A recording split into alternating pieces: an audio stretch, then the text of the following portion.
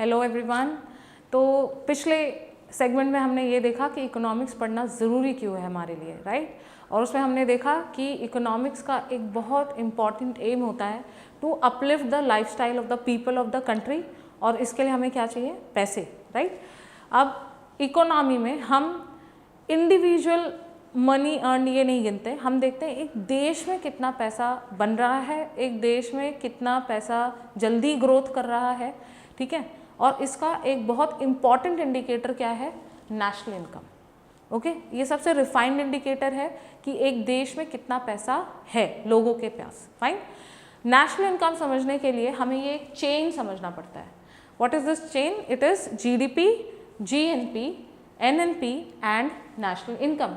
GDP stands for gross domestic product, इसका एक refined version है ग्रॉस नेशनल प्रोडक्ट। इसका और जब हम एरर्स वगैरह थोड़े या करेक्शंस हम लेके आते हैं इसमें, तो हमें मिलता है नेट नेशनल प्रोडक्ट, और फाइनली हमें मिलता है national income. Okay, so if you want to count and if you want to calculate the money which is there in a country, we need to measure its national income.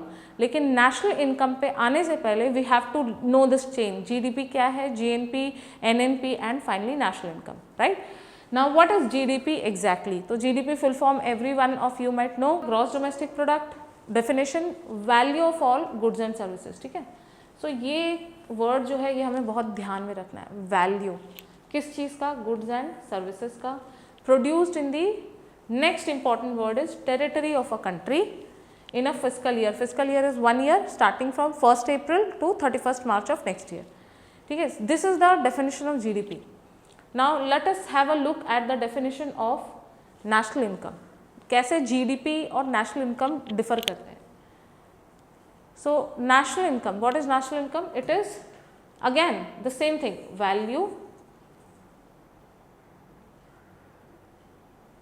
It is the same thing, value of all goods and services, right? Just like GDP, value of all goods and services produced by all the nationals of a country in a fiscal year. Okay, so थोड़े बहुत words का difference है। GDP is value of all goods and services produced in the territory of a country in a fiscal year, and national income is value of goods and services produced by all the nationals of a country, ठीक है। इसी से हमें एक difference पता चल जाता है जीडीपी और नेशनल इनकम के बीच। जीडीपी क्या बताता है? सपोज ये एक कंट्री है, इसमें कितने गुड्स एंड सर्विसेज प्रोड्यूस हुए हैं, ठीक है, और उसका वैल्यू क्या है। ओके, वेयरएज नेशनल इनकम ये कहता है कि इंडियंस, राइट, इंडियंस वो कहीं पे भी हो, इंडियंस या वो इंडिया में हो या वो ओवरसीज हो, बाहर हो, ठीक है, अल्टीमेटली इंडियंस कितना पैसा कमा के दे रहे हैं अपने देश को, even if they are staying overseas और even if they are staying in India, ठीक है। What is the value? What is the value earned by all the Indians in India और abroad? This is nothing but national income.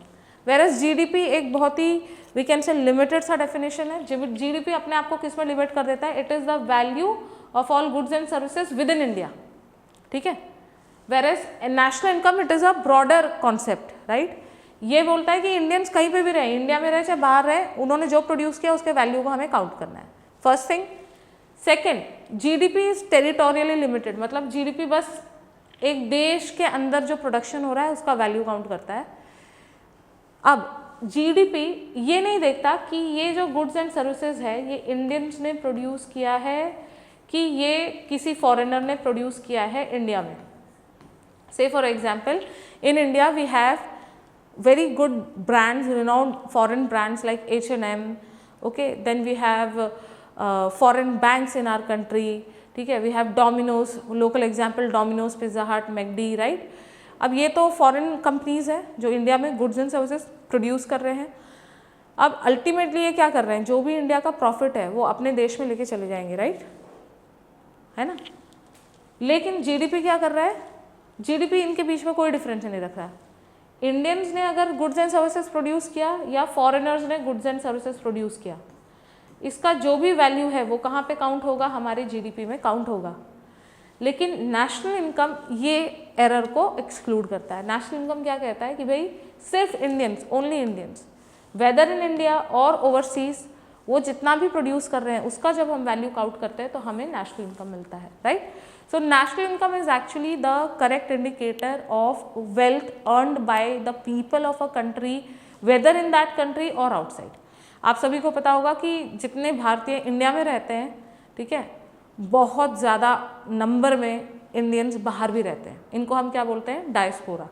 Now बहुत varying estimate है कि Indian diaspora का size कितना है, तो इंडियन कई कहते हैं कि 3 करोड़ की साइज़ है ऑफिशियल साइज़ जो इंडियन डायस्पोरा की है। Many people say it is 10 crore, okay. Then of course unofficial estimates जो होते हैं वो ज़्यादा भी होते हैं। So we have nearly 10 crore Indians residing outside of our country.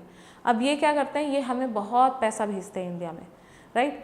एक अंदाज़ा लगाने के लिए इंडिया में they send somewhere around 80 to 90 billion dollars on an average, but in fiscal year 24-25, ठीक है, ये जो इंडियन डायस्पोरा है बाहर, इन्होंने हमें हमारी कंट्री में 135 बिलियन डॉलर्स भेजे, 135, this is the highest ever amount.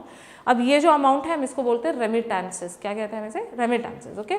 सो जो भी भारतीय नागरिक बाहर रहते हैं उनको हम बोलते हैं इंडियन डायस्पोरा, जो कमा के पैसा इंडिया में भेजते हैं हम उसे बोलते हैं रेमिटेंसेस।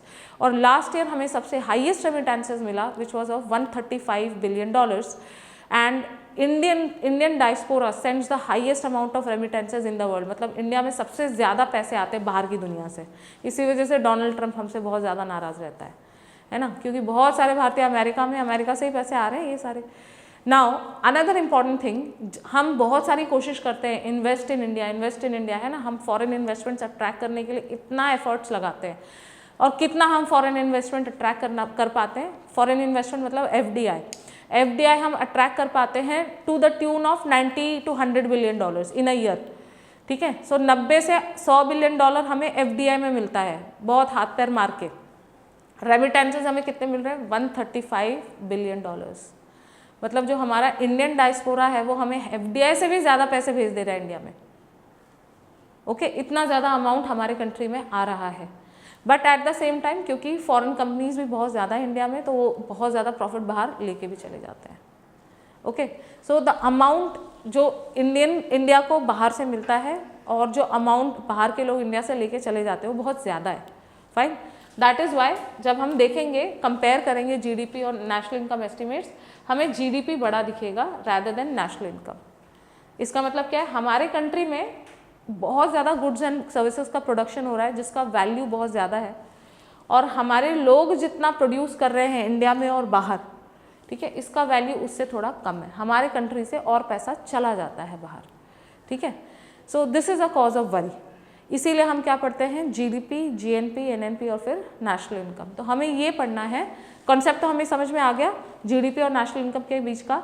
नेशनल इनकम ये बताता है कि हमारे कंट्री में कितना पैसा बना, वो किसी ने भी बनाया हो, ठीक है, इंडियंस और फॉरेनर्स, ये जीडीपी हमें बताता है। नेशनल इनकम हमें क्या बताता है कि हमारे लोग चाहे इंडिया में हो चाहे बाहर हो कितना पैसा बना रहे हो, कितना पैसा इंडिया में भेज रहे हैं, ये हमें नेशनल इनकम बताता है, ओके। सो कंसेप्चुअल डिफरेंस क्लियर हुआ जीडीपी और नेशनल इनकम के बीच में। फिर इम्पॉर्टेंट क्या है, क्या ज़्यादा होना चाहिए, नेशनल इनकम ज़्यादा होना चाहिए कि जीडीपी ज़्यादा होना चाहिए? डेफिनेटली हमारा नेशनल इनकम बहुत ज़्यादा होना चाहिए जीडीपी से, क्योंकि नेशनल इनकम बता रहा है कि एक्चुअली हमारे लोग कितना कमा रहे हैं, राइट। लेकिन ज़्यादा क्या है इंडिया के केस में, जीडीपी ज़्यादा है, नेशनल इनकम कम है, ओके। तो इकोनॉमिक्स पढ़ के हमें ये समझना है कि कैसे हम इस एनॉमली को बदल सकते हैं। How can we increase our national income and how can we increase comparatively our national income with as compared to GDP. I hope so conceptually GDP और national income आपको समझ में आया है। अगर आपको और भी ज़्यादा डिटेल में समझना है, do join our lectures. Thank you.